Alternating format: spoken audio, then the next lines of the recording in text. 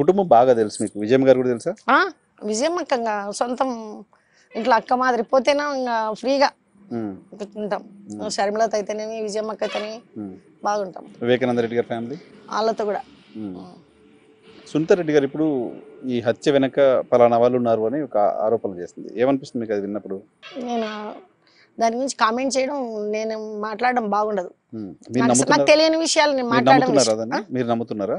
నేను అట్లంతా పట్టించు. అసలు ఆ ఫ్యామిలీ అట్లా ఆ విషయాల వరకు నేను నమ్మడమా నమ్మకపోవడమా అని నాకు అనవసరం అనిపించింది.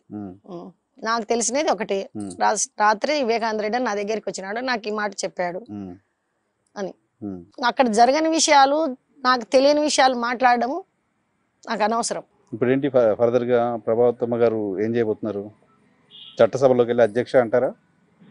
ఏమో జగన్ ఏం చెప్తారు, జగన్ సార్ ఏం చెప్తాడు. జగన్ నన్ను వచ్చేస్తుంది అలవాటు, అదే అలవాటు ఫస్ట్ నుంచి కూడా. ఏంటి అసెంబ్లీకి వెళ్ళాలా, మండలికి వెళ్ళాలా, పార్లమెంట్కి వెళ్ళాలా? జగన్ గారు ఏది నిర్ణయిస్తే అది. బట్ వెళ్ళాలి, అధ్యక్ష అనాల్సిందే. ఒకసారి లైఫ్ లో మరి అంటానా అనలేను. అనాలనైతే ఉంది, గట్టిగా అనుకుంటున్నారు. చెప్పారు ఆ విషయం జగన్ గారికి? మనం చెప్పాల్సిన అవసరం లేదు, జగన్ బాగా అర్థమవుతుంది ఎవరు ఎట్లా ఏమి ఎందు ఎవరైతే ఎవరికి ఎట్లా ఉండారు అనేది అన్ని తెలుసు.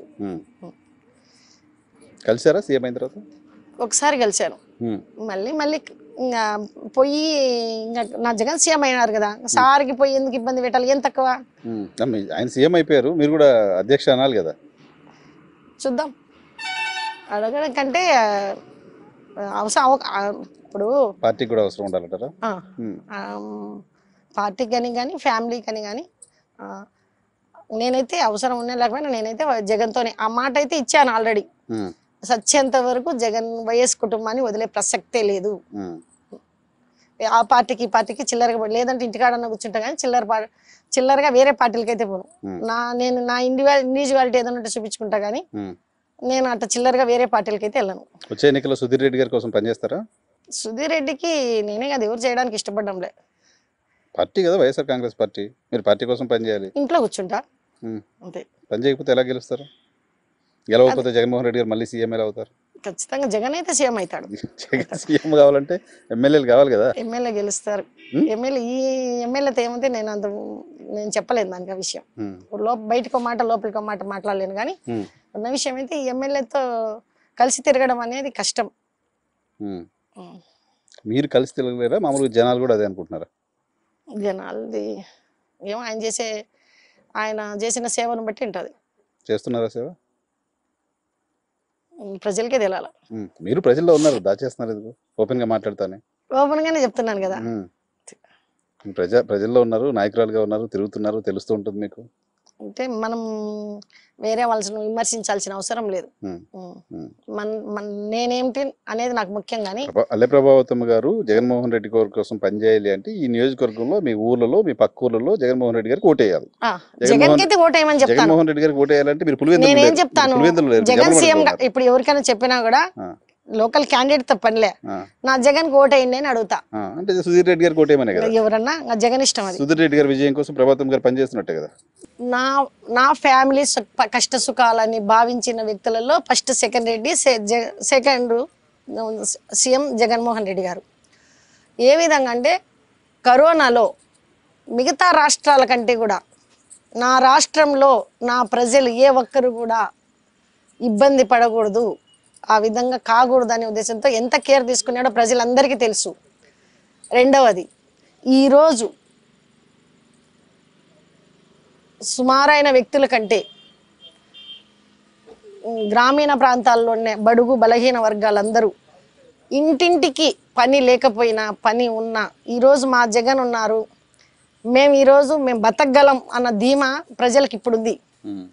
ఇంటికి నవరత్నాలు అయితేనేమి, ఇంటికి మా పిల్లలు చదివించుకోవడం అయితేనేమి, ముసలాళ్ళకి పింఛన్లు అయితేనేమి, డాక్రా మహిళలకైతేనేమి, రైతులకైతేనేమి, ఈ కులాల వారి కుల సంబంధిత ప్రతి ఒక్కటి కుటుంబానికి, ప్రతి ఒక్క కుటుంబానికి 50,000 నుంచి 1,00,000 రూపాయల వరకు ప్రతి కుటుంబానికి ఈరోజు చేరుతుంది.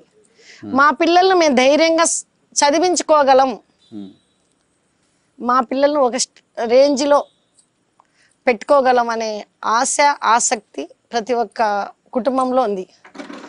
ఒకప్పుడు పార్టీలు ఉన్నాయి, పార్టీలు లేవు. పచ్చిగా మాట్లాడుతున్నా. అది ఆయన నారాయణ రెడ్డి అన్న ఒకప్పుడు తెలుగుదేశం పార్టీని. వీళ్ళందరూ ఏ పార్టీ అయినా నాతో అయితే అందరూ బాగుంటారు.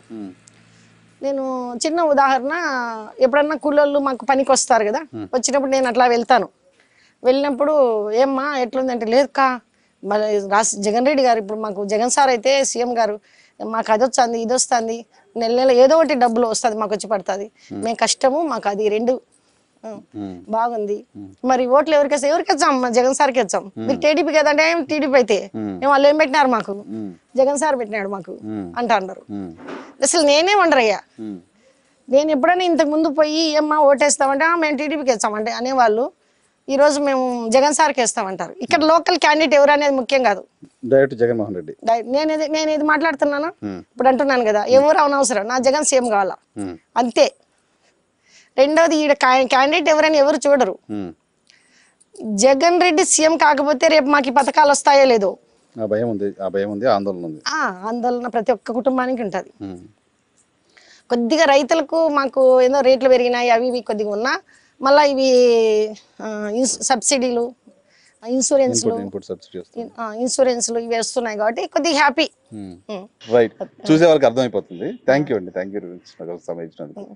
ఇది అల్లె ప్రభావతం గారు చెప్తున్నమాట. చివరి రోజు ఆయన వివేకానంద రెడ్డి గారు చివరి రోజు రాత్రి ఇక్కడికి వచ్చి కలిసి వెళ్ళారు, ఆమెను కన్సోల్ చేశారు. ఇండిపెండెంట్ గా పోటీ చేయొద్దు, పార్టీ కోసం జగన్మోహన్ రెడ్డి సీఎం చేయడం కోసం పనిచేద్దాం అని చెప్పారనేది ఆమె చెప్తున్నమాట.